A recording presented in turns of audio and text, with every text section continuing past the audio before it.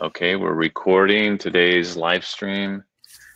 Tuesday, June 23rd, I'm Ben Greiner. With me is Michelle Charles, and we have a few people joining. And we're using the new Ring Central. So we are still learning all the details of the new Ring Central. And when I say the new Ring Central, I want to reiterate, because we have quite a few clients who use Ring Central, including ourselves. And let's see, I'm going to check the settings here.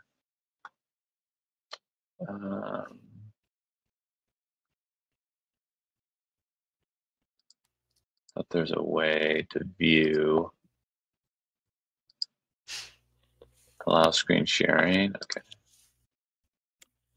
Anyway, I'm going to go ahead and proceed here. So the new Ring Central, just to give everyone a quick overview.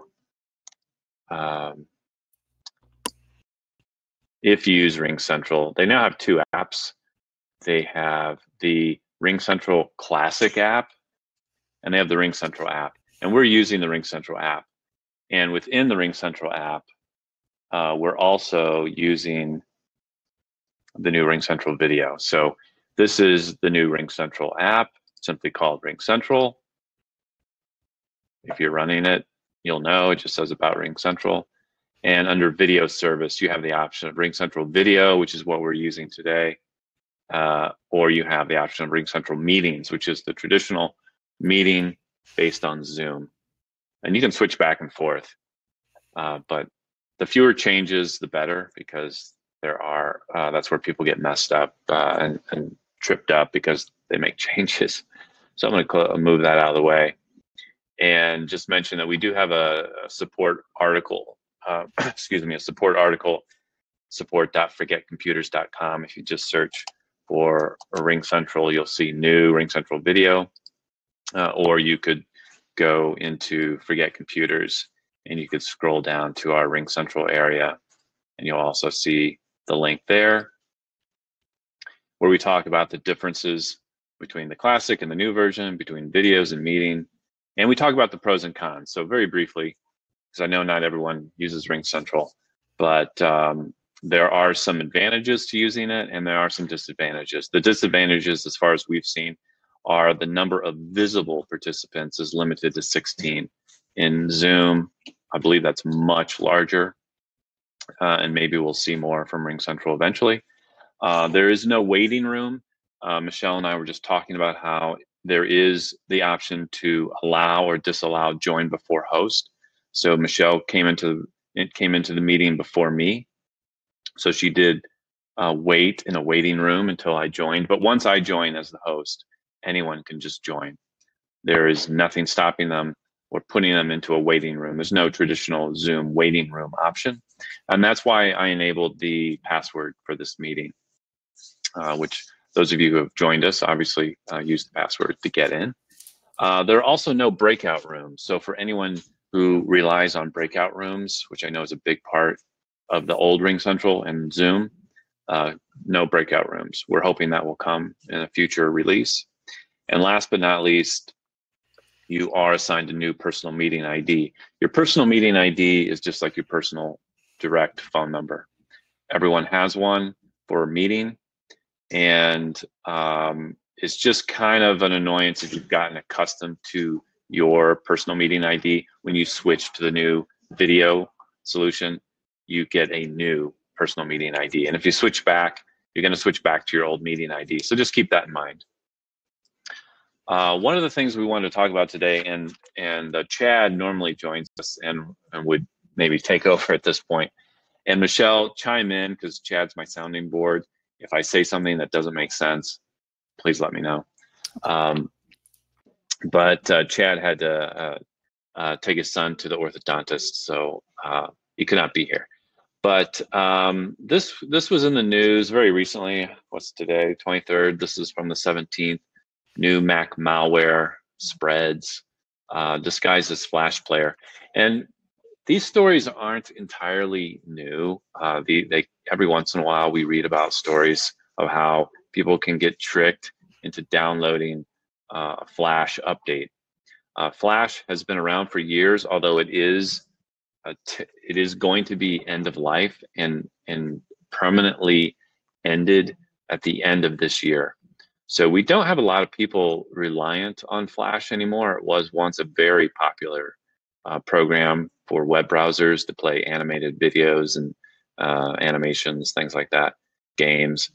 And because of the vulnerabilities, because of the way hackers took advantage of this, or just simply because it was an insecure platform, it's fallen the wayside. Nobody is using it. So we don't recommend you use Flash. We don't recommend you update Flash.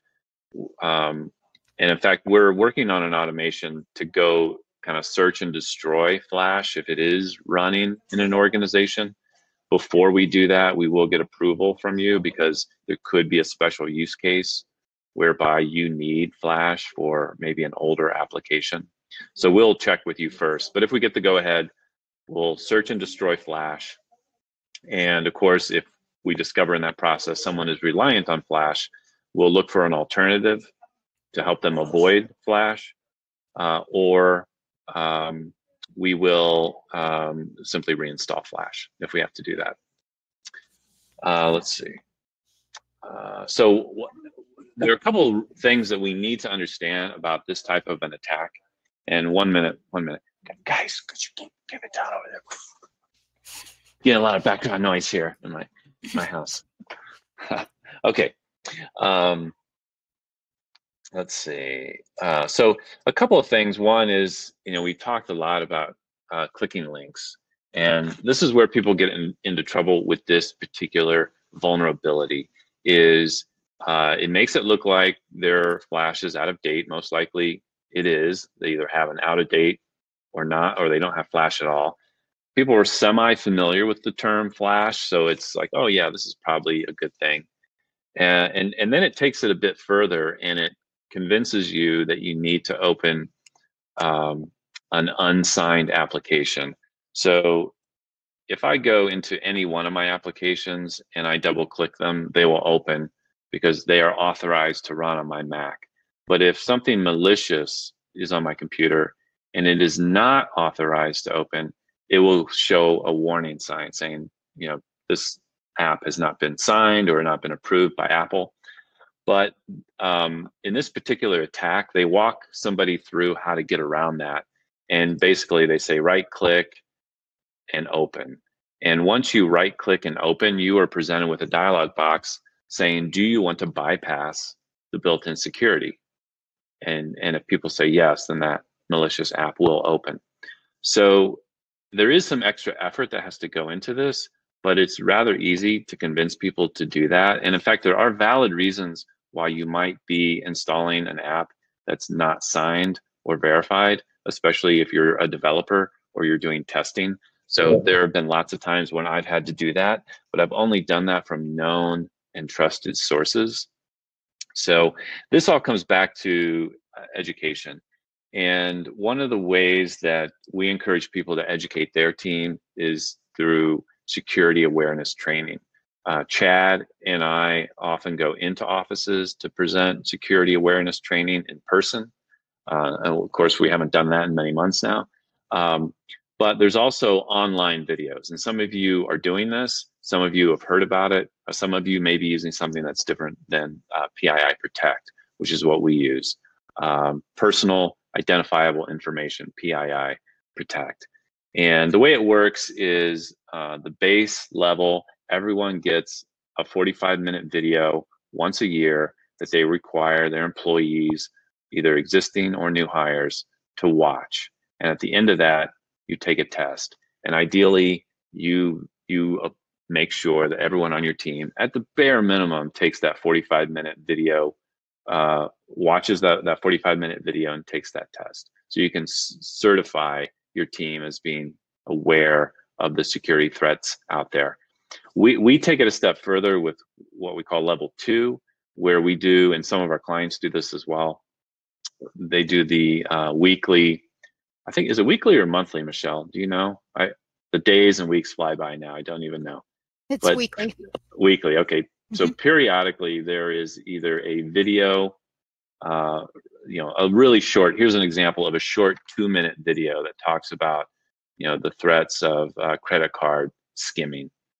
And if you don't know what that is, that's basically you swipe your credit card in a device that looks legit, but all it's doing is stealing your credit card information. And you will find these at ATMs or gas stations or places where people don't really notice. They just skim their card, and when it doesn't work, they maybe move on. So this is a short video, walks you through exactly what that is, and ask you to answer some questions to verify that you've watched the video. And what this does is it then gives the person watching the video a score. So if I were to watch this video and respond to these questions, I would increase my score. And this is a way for you to track your team and how involved they are in this system.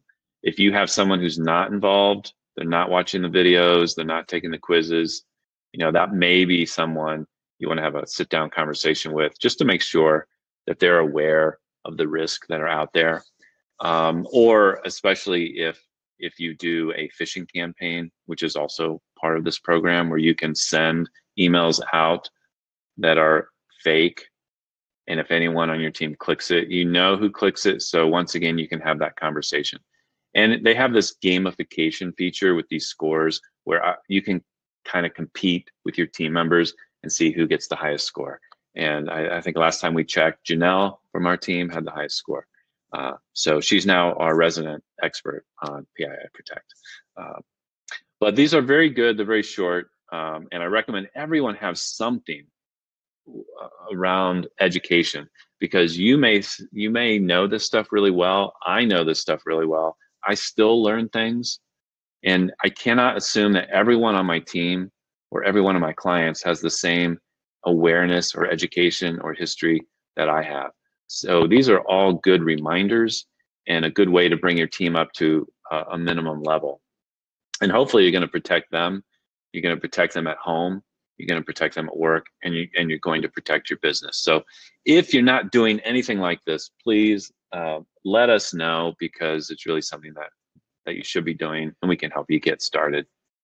In addition, we've been aggressively rolling out over the past probably 6 to 12 months Malwarebytes everywhere we can. It does require an additional license fee to get going, but it's so important because malware, which is the sort of the modern term for virus or antivirus, we all used to at some point run antivirus, even on the Mac.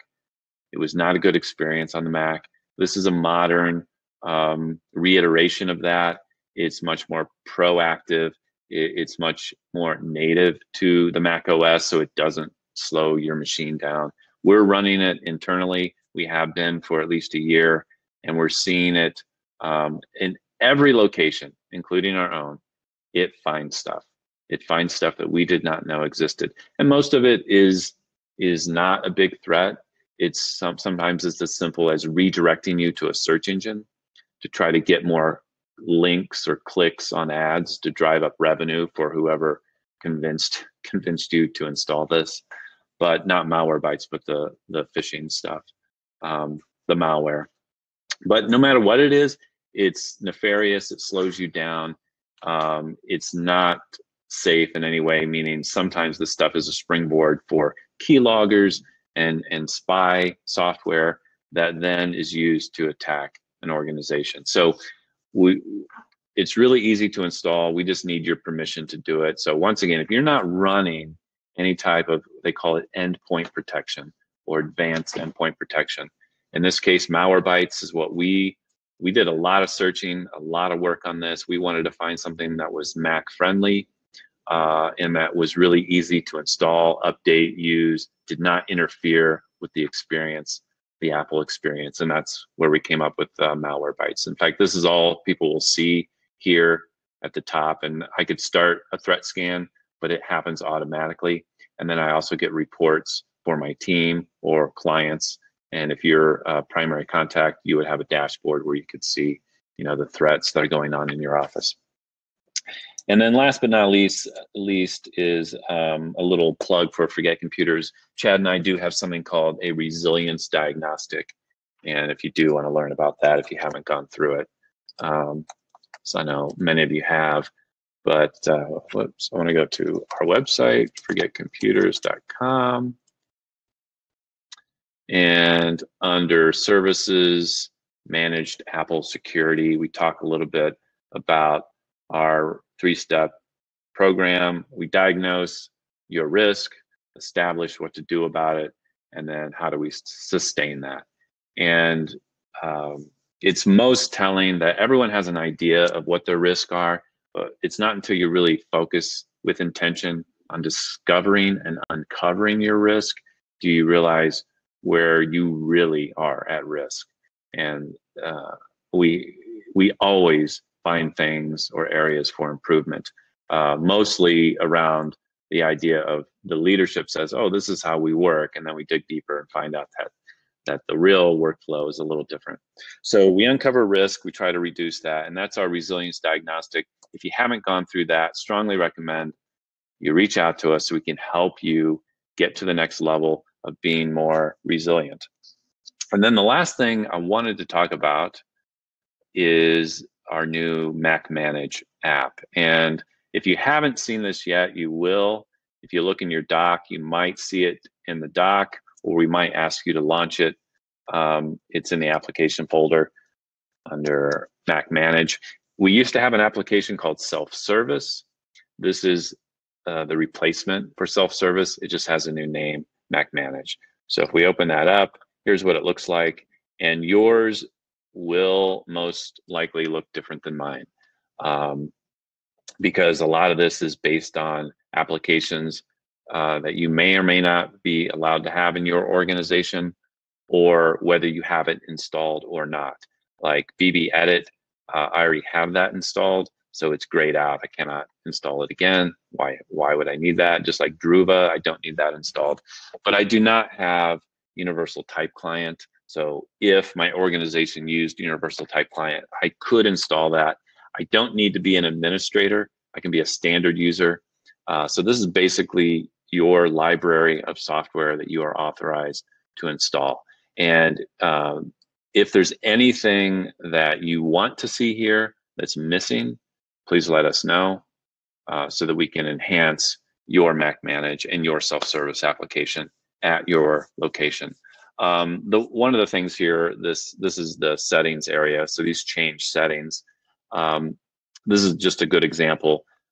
It's impossible or nearly impossible to set Outlook as your default email client without first installing and activating Apple Mail. And that's been a real problem for people, because why do we have to add an Outlook or why do we have to add an account in Mail just to change a default setting? I don't know why Apple does that. I wish they would fix that. But in the meantime, there are ways around that. And this is one of those ways. So if you only use Outlook, you never use Apple Mail, but you occasionally get the Apple Mail pop-up, that's because your applications think that Apple Mail is the default application. And every time you trigger a link or a mail to or something that opens Mail, it tries to open an application that you've never set up. So simply by running set default app email client to Outlook, we'll fix that problem. And if none of this makes complete sense, reach out to our team and we can walk you through it. I don't know if we've enabled the chat yet. I see it's here. That's a new feature of the app. We may ask you to test that in the future, and then the about box. So this is pretty simple, but this is also all safe to run and install. But if you have any questions, let us know. So that's everything I wanted to talk about. It's a short meeting today. In review, we've got Ring Central Video, the new version.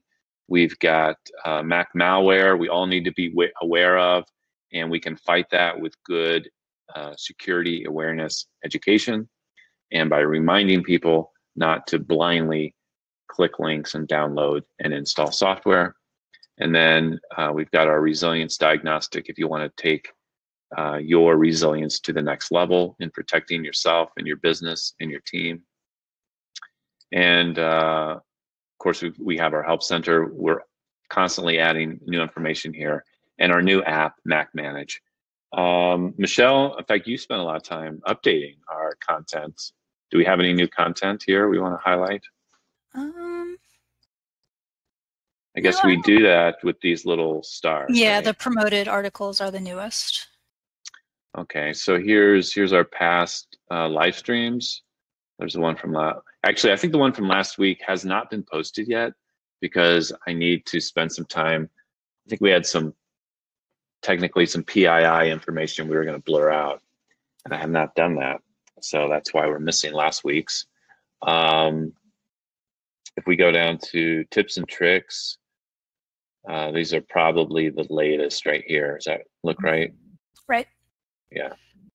So every month we post new articles, and not quite every day, but almost every week, I think we're posting some type of new content.